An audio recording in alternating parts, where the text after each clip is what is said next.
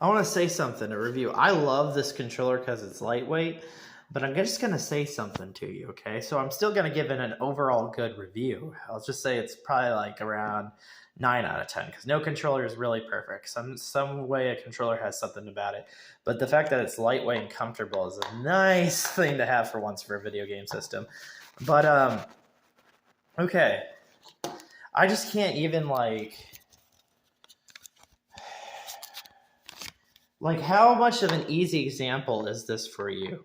Okay, it's like it's a ridiculous easy example. Okay, you're fusing your joycon. It's a nerdy controller, man. This controller is very nerdy, has motion controls. It's just a nerd controller. And then like you flip this over, and surprisingly it's pretty affordable for a controller. You got these two.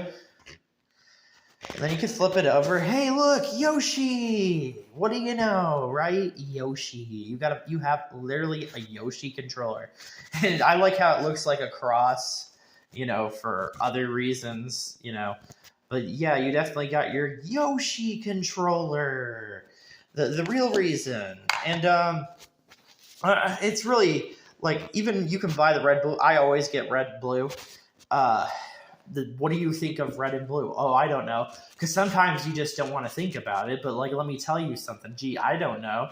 Shadow of the Colossus, Ico. Okay, which one do you want to hear first? Of course, you want to hear Shadow of the Colossus. That's normally what they want to hear about. Shadow of the Colossus. When they deleted the content, they had what? They had the monster shooting veins out of its body. Okay, what's a vein? Red and blue. What happens when your blood gets into oxygen? It turns from blue to red. So we got blue to red, kind of like a pattern of blue to red, okay? But you can also customize it and switch it around so it's like a twisted vein, okay? But this is what a nerd controller is, dude. It's really cool. It's just kind of like history and stuff. You got two. So you always got Animal Crossing. You got Maya, Maya the Rockhead. That's what we're going to call her. I know you want to call her the other thing, but we're just going to call her that for now. We can even flip it here. This controller has been way too smart, dude. I hate how smart this controller is sometimes. That's probably why I give it a 9 out of 10, because this controller just likes to be really, really funny. We got a box. I've already told you about boxes. Boxes is just a new one I've learned about. So we got a crown. Probably easy way of showing us a crown too, because the horns on Maya drone are not perfect. So this joystick and this joystick is probably at the end of the day that they're like showing the detail of the pointiness, but they're also having the horns right here on the glowing part that's syncing your controller. Now, of course, they got, where is it? Of course, they got that right there, okay? And then they got that right there, okay? I don't know what else clue you need, but that's definitely, look, that's a gap. That's a gap. So yes, gap in a bra, okay? Gap. And it's a very, what's crazy? I just can't believe it. It kind of like, it gyrates me a lot. Gyration.